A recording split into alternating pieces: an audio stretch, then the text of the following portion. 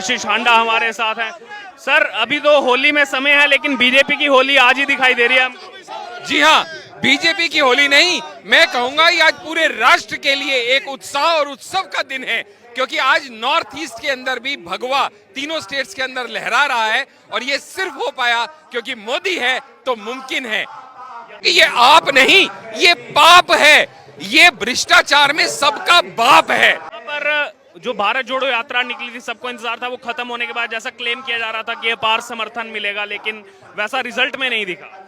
देखिए, भारत जोड़ो यात्रा अगर कोई ऐसा आदमी करेगा, ऐसी पार्टी करेगी जिसके चरित्र में ही भारत तोड़ो है, तो कैसे बात बनेगी। खुद का चरित्र ही ये है कि उनका रग रग में भारत तेरे टुकड़े होंगे, इंशाअल्लाह इंशाअल्लाह कहने वालों के साथ खड़े हो। वो क्या भारत जोड़ेंगे, वो अपनी पार्टी नहीं जोड़े रख पा रहे, भारत को क्या। तो मनीष सिसोदिया को 7 सिम बदलने की क्यों जरूरत पड़ गई और उसके बाद उनको डिस्ट्रॉय कर दिया, इसका जवाब तो दे दें कि इस केस से जुड़े हुए 170 सिम क्यों डिस्ट्रॉय किए गए। इन सवालों के जवाब अगर उनके पास हैं तो बात समझ में आएगी। दिल्ली में हम मौजूद हैं। दिल्ली से तो अब आम आदमी पार्टी क्लियरली कह रही है बीजेपी हमारे पीछे लग गई है। 24 में ये डर चुके हैं, पंजाब में हम जीत गए थे, बुखला गए हैं, आंधी है हमारा तूफान चल रहा है, इसलिए बीजेपी इसको रोकने के लिए सिसोदिया को अंदर डाल रहे हैं। जी, अब आपने जब एक ऐसी पार्टी की बात कर ली, जबकि मैं उसके लिए कहता हूं कि ये आप नहीं, ये पाप है, ये भ्रष्टाचार में सबका बाप है। ऐसी पार्टी जिसका नेता खुद को अराजक कहता हो, जिसके नेता खुद ये मानते हो कि 26 जनवरी की परेड नहीं होने देंगे, जिसके नेता भ्रष्टाचार में एक एक करके अंदर जाते जा रहे हो, चाहे वो मनीष सिसोदिया हो, चाहे वो सत्येंद्र जैन हो, ये दो तो मंत्री हैं, फिर भी अंदर जाने के बाद भी 9 महीने तक इनसे पदभार ना लिया जाए।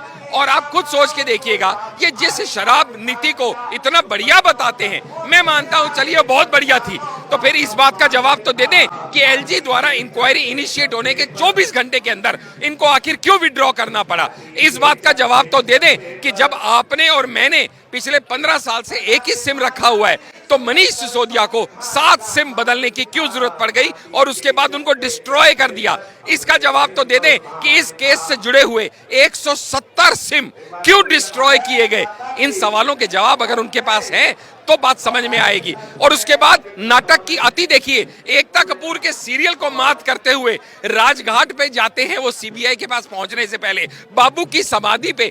कौन से बापू जो सारी जिंदगी शराब के अगेंस्ट लड़ते रहे, और ये शराब वाले मंत्री जिनको शिक्षा मंत्री लोग समझते हैं, लेकिन क्या गजब शिक्षा मंत्री हैं जिन्होंने स्कूलों के बाहर दारू के ठेके खोल दिए और छोटे छोटे जवान बच्चों के हाथ में दारू की बोतलें थमा दी क्योंकि उसकी एज कम कर दी। हमारी संस्कृति सभ्यता का हनन करते हुए पिंक ठेके खोल दिए कि आपकी माएं और बहनें अगर दारू नहीं पीती हैं तो आइए पिंक ठेके में इनको भेजिए। छोटे छोटे बच्चों को इजी अवेलेबिलिटी कराने के लिए होम डिलीवरी शुरू कर दी। रेस्टोरेंट पब्स में रात के 3 बजे तक दारू की अवेलेबिलिटी शुरू कर दी। लाइसेंस फीस माफ कर दी। ना जाने कितनी कालाकांडी इन्होंने करी। और अगर इनको न्यायालय पे विश्वास है, अगर भारत के संविधान पे विश्वास है, तो ये होने देना, तहकीकात होने दें, इन्वेस्टिगेशन होने दें। सच का सच, दूध का दूध, पानी का पानी हो जाएगा। फिर इतना बवाल क्यों कि सीबीआई के बाहर इनके सारे समर्थक बैठ जाएं, देश भर में अराजकता फैला दें, आंदोलन शुरू कर दें। क्या मैसेज देना चाहते हैं ये संवैधानिक पदों पे बैठे लोग? अगर ये मैसेज देंगे कि भाई संविधान पे चलने वाली आप इंडिपेंडेंट एजेंसीज, चाहे वो सीबीआई हो, चाहे वो रॉ हो, चाहे वो जुडिशरी हो, आप किसी पे विश्वास नहीं कीजिए, तो लानत है ऐसे संवैधानिक पंथी पे बैठे हुए लोगों के ऊपर। यहाँ पर बीजेपी के जो कार्यकर्ता हैं वो पूरी तरह से जश्न में डूबे हुए हैं। आशीष हांडा हमारे साथ हैं। सर, अभी तो होली में समय है, लेकिन बीजेपी की होली आज ही दिखाई दे रही है हमको। जी हाँ, बीजेपी की होली नहीं, मैं कहूंगा ये आज पूरे राष्ट्र के लिए एक उत्साह और उत्सव का दिन है, क्योंकि आज नॉर्थ ईस्ट के अंदर भी भगवा तीनों स्टेट्स के अंदर लहरा रहा है। और ये सिर्फ हो पाया क्योंकि मोदी है तो मुमकिन है। यहाँ पर जो भारत जोड़ो यात्रा निकली थी, सबको इंतजार था, वो खत्म होने के बाद जैसा क्लेम किया जा रहा था कि अपार समर्थन मिलेगा, लेकिन वैसा रिजल्ट में नहीं दिखा।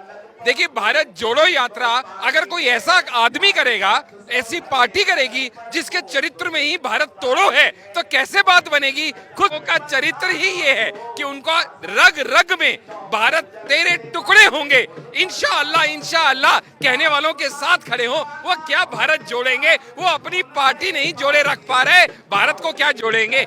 और वही आज जनता ने रिजल्ट के रूप में उनके मुंह पे तमाचा मारा है कि जहां पे लेफ्ट के साथ मिल के भी वो कुछ नहीं कर पाए, क्योंकि उनका अस्तित्व ही अब खत्म हो चुका है। और हमारे यशस्वी प्रधानमंत्री मोदी जी का जो कांग्रेस मुक्त भारत का सपना था, अब वो ऑलमोस्ट सच हो चुका है। इसके लिए आप सभी को बधाई और होली की शुभकामनाएं। यहाँ पर अगर बात की जाए, ये एक बड़ा टेस्ट था बीजेपी के लिए। पूर्वोत्तर राज्यों में हमेशा एंटी इनकम्बेंसी फैक्टर देखा गया है। 2018 में इसी के लिए बदलाव किया गया था, लेकिन इस बार वो बदलाव नहीं देखा गया, वैसे का वैसा ही डटा हुआ है वहां पर। जी, क्योंकि एंटी इनकम्बेंसी फैक्टर तब होता है जब लोगों को बदलाव चाहिए हो। लोगों को बदलाव नहीं चाहिए। लोग जो इतने साल से परेशान थे, उनको अब उससे निजात चाहिए। और मोदी जी के आने के बाद भारत का विश्व गुरु बनने का जो सपना है, वो अब साकार होता नजर आ रहा है। क्योंकि हम सब जानते हैं कि मोदी है तो मुमकिन है, और सबका साथ, सबका विकास, सबका विश्वास और सबके प्रयास के चलते हुए अब भारत विश्व गुरु बनने की राह पे अग्रसर है। चाहे वो डिजिटलाइजेशन हो, चाहे वो आत्मनिर्भर हो, हर क्षेत्र में भारत अब वो वैक्सीन इंपोर्ट करने वाला भारत नहीं, वैक्सीन एक्सपोर्ट करने वाला भारत है। अब वो रक्षा के यंत्र मंगवाने वाला, इंपोर्ट करने वाला भारत नहीं, दुनिया भर को रक्षा के उपकरण देने वाला भारत है। इसलिए ये भारत अब आगे बढ़ रहा है, ये सब दुनिया और सब जनता जान रही है। अगर बात की जाए जो 2024 की तैयारी चल रही है, इसको लेकर के पूरा जो राजनीतिक परिदृश्य चल रहा है, उत्तर प्रदेश में इस समय जो बुलडोजर कार्रवाई देखने को मिल रही है अतीक अहमद के जो करीबी हैं उन पर, लेकिन समाजवादी पार्टी आरोप लगा रही है कि ये हत्याकांड बीजेपी ने जानबूझ के करवाया 2024 की माइलेज के लिए। बराबर है। देखिएगा, एक बात तो बड़ी पक्की है, जब भी कोई गेम होती है ना, तो गेम में रोता हमेशा हारने वाला है, जीतने वाला कभी नहीं रोता।